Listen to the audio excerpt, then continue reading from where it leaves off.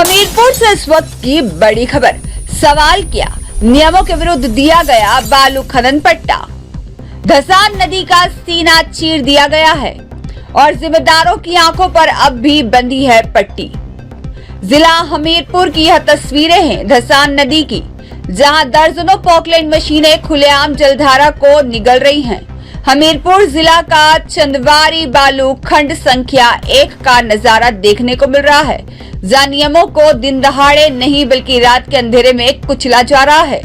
नियम क्या कहते हैं? रात में खनन नहीं, पॉकलैंड मशीनों का इस्तेमाल नहीं, लेकिन यहाँ रात भर मशीनों की गर्जना, नदी की धार पर सीधा हमला और अवैध खनन का खुला खेल।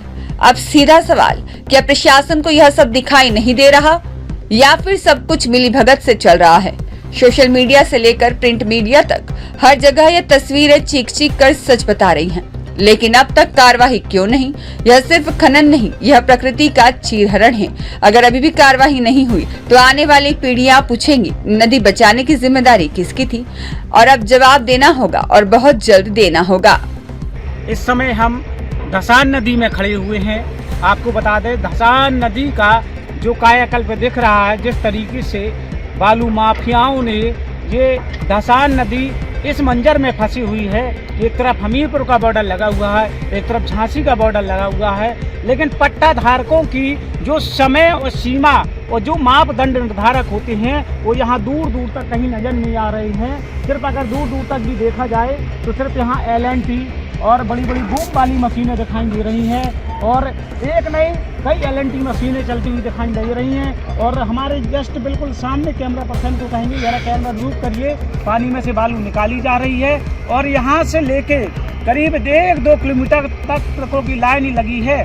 आखिर ये किसके संरक्षण में इतना बड़ा खनन का खेल चल रहा है? क्या इस खनन के खेल के पीछे 2 जिले के जिम्मेदार अधिकारी बैठे हुए हैं? क्या उन्हें इस खनन के बारे में बिल्कुल वो अनभिज्ञ हैं? क्या उन्हें पता नहीं है कि खनन माफिया नदी का चीरहरण कर रहे हैं? और इतना ही नहीं, रात्रि के समय ओवरलोड ट्रकों को निकाला जाता है और लोकेशन माफियाओं के द्वारा लोकेशन दी जाती है, जिसमें अच्छी तरह इनका खनन फल फूल रहा है।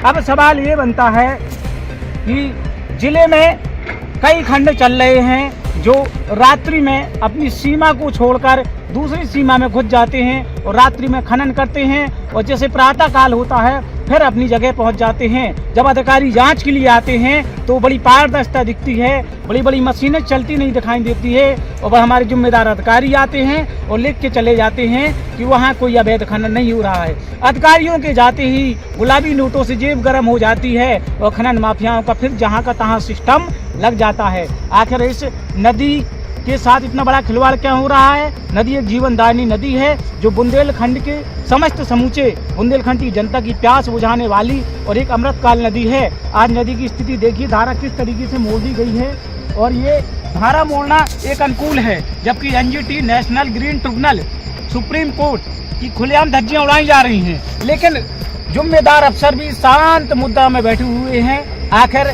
क्या कार्रवाई होगी? इस समय सिर्फ देखना ये है, कागजों पर कार्रवाई होगी या धरातल पर कुछ कार्रवाई होगी।